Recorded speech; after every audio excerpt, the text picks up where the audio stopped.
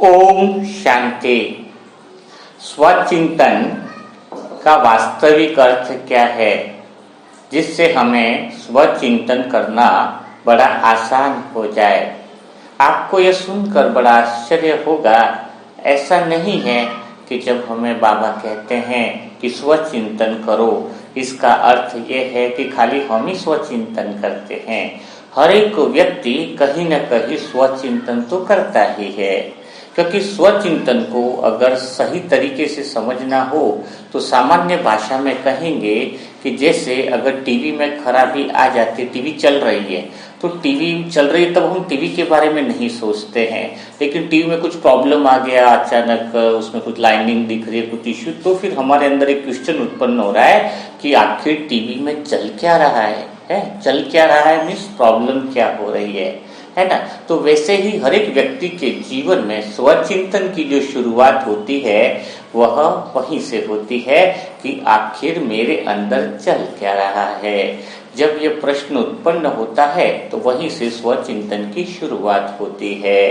अब अगर देखा जाए तो हर एक व्यक्ति के अंदर वह प्रश्न कभी भी उत्पन्न हो सकता है कि मेरे अंदर चल क्या रहा है, लेकिन ज्यादातर समय में यह प्रश्न तब उत्पन्न होता है इंसानों को कि जब वो बहुत ज्यादा परेशान हो जाते हैं, आसपास रिश्ते नातों से भी परेशान हो जाते हैं, हर काम सही कर रहे हैं लेकिन फिर भी कहीं न कहीं उस काम के रिजल्ट सही नहीं आ रहे हैं, और कई बार उनको लगता है कि कुछ न कुछ तो गड़बड़ है, और तभी उनके अंदर वो प्रश्न उत्पन्न होता है कि आखिर मेरे अंदर या यह सब चल क्या रहा है।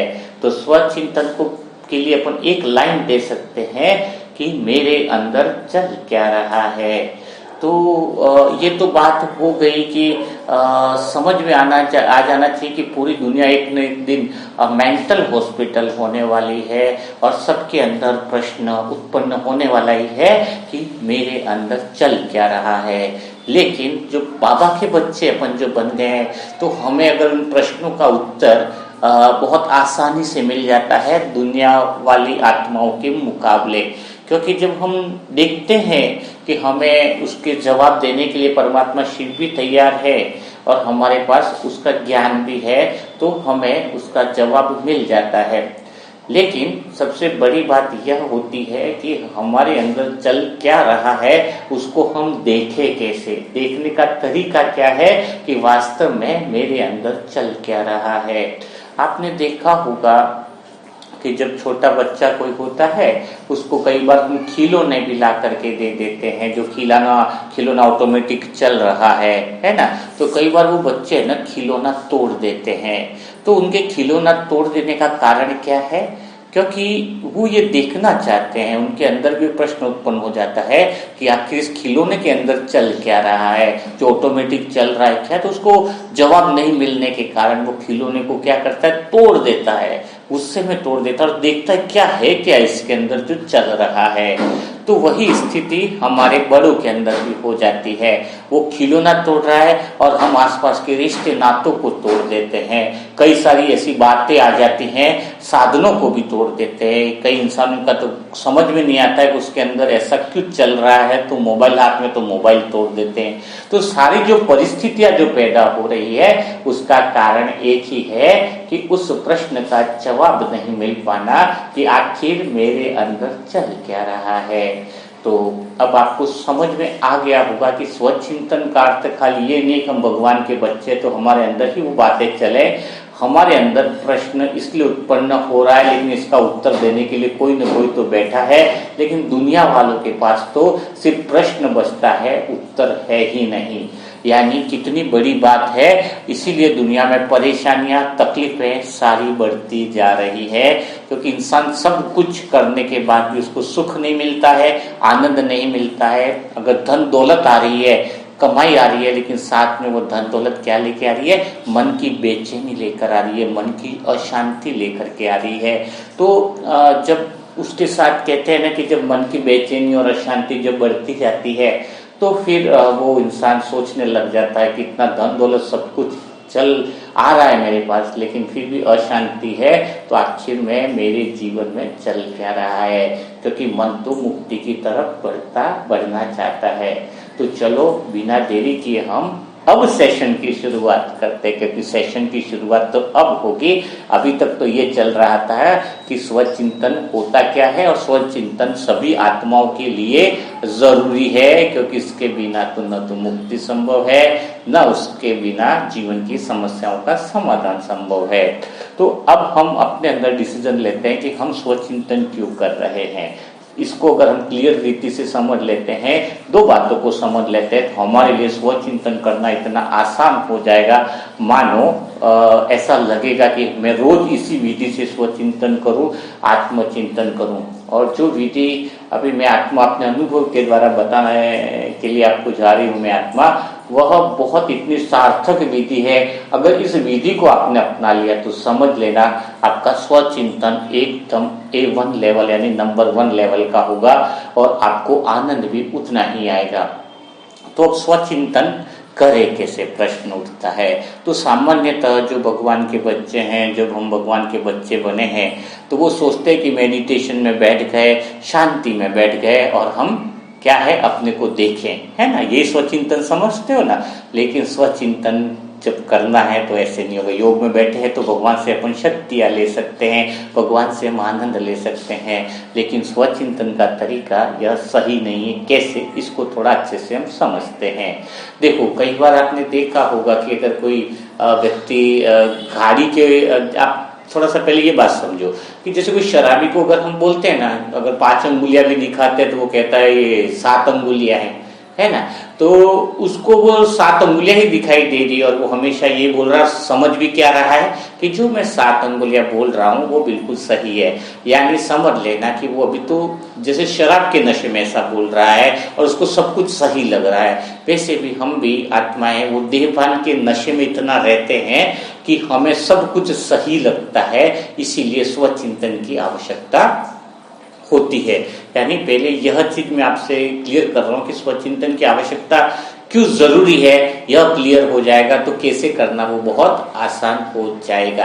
तो हम भी देहभान के नशे में सब कुछ सही लगने के कारण हमारे अंदर क्या चल रहा है वो हम देख ही नहीं पाते हैं। जैसे कोई कार के अंदर डेली जा रहा है, 1 साल से कार चला रहा है, उसको बोले कि तेरे कार के बोनेट के नीचे क्या है, किस तरह का इंजन है, क्या है, तो वो बोलता है मैंने कभी ध्यान ही नहीं दिया इसके ऊपर। यानी 2 साल से अगर मोटरसाइकिल भी चला रहा है तो मोटरसाइकिल के अंदर स्पार्कर कौन सा है, क्या है, तो वो उसको समझ भी नहीं आ रहा। क्लच का वायर कौन सा है, तो बस गाड़ी चला रहा है, लेकिन उसके अंदर क्या है वो उसको पता ही नहीं है। वैसे ही हमारी स्थिति होगी कि हम चल रहे हैं, दौड़ रहे हैं, भाग रहे हैं, सारा पुरुषार्थ कर रहे हैं, सब कुछ सही लग रहा है, लेकिन हमारे अंदर क्या चल रहा है वो समझ में नहीं आ रहा है। तो हमें अपने अंदर को देखना इसलिए बहुत ज्यादा जरूरी है, नहीं तो हम देहभान के नशे के अंदर हम स्वयं के आत्मिक उन्नति भी नहीं कर पाएंगे। अब देखने का तरीका क्या है ना, ये तो समझ में आ गया कि देखना जरूरी है, क्योंकि हम देहभान के नशे में हैं जहां पर हमें सब कुछ सही है, सही लगता है, लेकिन वास्तव में हम जो कर रहे हैं वो सही नहीं है। कहीं ना कहीं हमारे अंदर बहुत सारी कमियां हैं, बहुत सारी गलतियां हैं। तो कैसे देखा जाए, फिर अपने अंदर झांका कैसे जाए, तो यहाँ पर आपको एक बहुत अच्छे से मैं एग्जांपल के द्वारा समझाऊंगा कि जैसे एक व्यक्ति डेली बाइक चला रहा है, पर बाइक के अंदर बहुत ज्यादा आवाजें आने लग गई, खड़खड़ खड़खड़ बहुत ज्यादा। जब भी वो चलाता है गाड़ी, तब उसके अंदर, गाड़ी के अंदर अचानक बहुत सारी आवाजें आने लग जाती है, वो भी तेज तेज। अब वो गाड़ी को बंद करता है, लेके जाता है और वहां पे एक मैकेनिक को दिखाता है कि आप इस गाड़ी को देखो, इसके अंदर बहुत सारी आवाजें आ रही है। जब गाड़ी में चलाता तो बहुत सारी आवाजें आती हैं, तो वो क्या मैकेनिक गाड़ी को देख के बता देगा कि कहाँ से आवाज आ रही है? नहीं पता चलेगा। वो क्या बोलेगा, एक बार मुझे गाड़ी तो चालू करो, और चालू करो और मुझे थोड़ी चला कर दिखाओ, या फिर मैं चला के देखता हूँ, तभी मुझे पता चलेगा कि आवाजें कहाँ से आ रही है, तब मैं इसका समाधान कर पाऊंगा। तो वो क्या करेगा, गाड़ी को चलाएगा और थोड़ी देर तक चलाने के बाद देखेगा कि कहाँ कहाँ से आवाजें आ रही हैं, तो फिर वो गाड़ी को बंद करेगा। वैसे ही हम क्या करते हैं, शरीर भी हमारा एक गाड़ी है, मन भी एक गाड़ी है। जब हम योग में बैठते हैं ना, तो एक तरह से हमारा शरीर भी गाड़ी, एक तरह से हमने पार्किंग में लगा दी, हमने खड़ी कर दी है। अब खड़ी कर दी है, उस समय तो चारों तरफ शांति शांति लग रही है, तो उस समय हमारे अंदर की कोई कमी कमजोरियां तो वो दिखेंगी नहीं ना। गाड़ी तो स्टार्टिंग है, पार्किंग के, मन को भी शांति का ही अनुभव होगा, बाबा से शांति का वायुमंडल आ रहा है, सेंटर में भी शांति शांति है, चारों तरफ साइलेंस की आवाज आ रही है ना। अमृत वेला हमने 2 घंटा योग कर लिया, मेडिटेशन कर लिया और सोचे कि अभी हमारी गाड़ी एकदम ओके है। नहीं, आपने स्व चेकिंग कर ही नहीं सकते, आप स्व चेकिंग कर ही नहीं पा रहे हो। स्व चेकिंग का अर्थ क्या है कि आपने गाड़ी को पार्क में लगा रखा है, बिना स्टार्ट की गाड़ी है, तब आप उसके अंदर कमी कमजोरियां तो देख ही नहीं पाओगे ना। स्वचिंतन का अर्थ है कि जब इस शरीर रूपी गाड़ी, मन रूपी गाड़ी को संसार में उतारते हो, कर्म काज के अंदर उतारते हो, कार्य क्षेत्र में आते हो, तब आपके मन में कितनी गड़गड़ बड़बड़ की आवाजें आ रही हैं वो आपको देखना होगा। यानी मन के बड़बड़ की आवाज, यानी जब किसी ने कुछ कह दिया आपको, तब आपका मन में कितनी बेचैनी उत्पन्न होती है। किसी ने आपका अपमान कर दिया तो क्या होता है, अचानक पाँव में चोट लग गई, तब आपकी गाड़ी कैसी आवाजें करती है, अंदर की आवाजें किस किस तरीके की होती है। तो जब आप इसको देखोगे कि मेरे अंदर किस तरह की हलचल, गाड़ी चलते वक्त साइलेंस में बैठे हो, योग में बैठे हो, तब तो कोई हलचल हो ही नहीं रही है, इतनी नॉर्मल हलचल इसको बोलेंगे, इसको हलचल नहीं बोलेंगे। तो उस समय आप क्या चिंतन करोगे, क्या कमियां देख पाओगे अपने अंदर। कमियां तो तब देखनी है जब आप शरीर रूपी गाड़ी आपकी चल रही है, दिन भर में जब चलते, तो चलते हुए देखना है कि मेरे इसके अंदर मतलब क्या चल रहा है, मेरे अंदर क्या चल रहा है। एकदम साक्षी भाव से स्वयं को देखते हुए चेक करना है कि कहाँ एक्चुअल में गड़बड़ है, क्यों इतना मेरा मन हलचल में आ रहा है, यहाँ पर मेरा मन क्यों दुखी हो रहा है। तो उन परिस्थितियों को जब उसी समय आप देखोगे कि क्या उसके अंदर परिवर्तन आ रहा है, क्या इसके अंदर चेंजेस आ रहे हैं और किस वजह से चेंजेस आए हैं, वो आपको समझ में आएगा। तो ये स्वचिंतन का अर्थ खाली बैठकर करने का नहीं है। स्वचिंतन का वास्तविक अर्थ है कि दिन में जब आप कार्य क्षेत्र में उतरते हो, घर से बाहर निकलते हो, तो आपको एक ही बात का ध्यान रखना है कि स्वचिंतन और स्व अटेंशन तो मेरा अब चालू हो रहा है, क्योंकि मैं शरीर रूपी गाड़ी को मार्केट में उतार रहा हूँ, रोड पे उतार रहा हूँ, समाज में उतार रहा हूँ, संसार के कर्म रूपी क्षेत्र में उतार रहा हूँ। तब मेरे अंदर किस तरह की हलचल आती है, किस तरह की बड़बड़ और खड़बड़ की आवाज आती है। और जब मन में बड़बड़ ज्यादा होगी तो जीवन में गड़बड़ भी ज्यादा होगी। तो उस समय तुम्हें स्वचिंतन करने की आवश्यकता है। उस समय आपको देखने की आवश्यकता है, क्या देखने की आवश्यकता है कि मेरे अंदर चल क्या रहा है।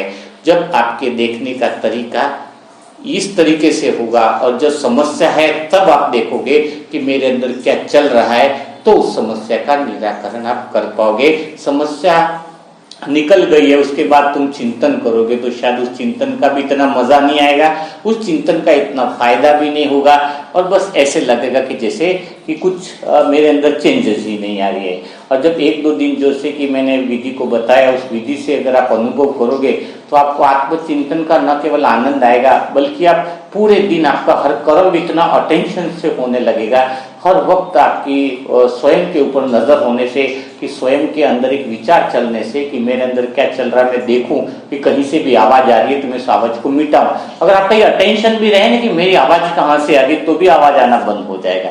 ये भी बहुत गहरी बात है। तो आप इस चीज को बहुत और गहराई से मनन चिंतन करके इसको और बढ़ा सकते हो अभ्यास को।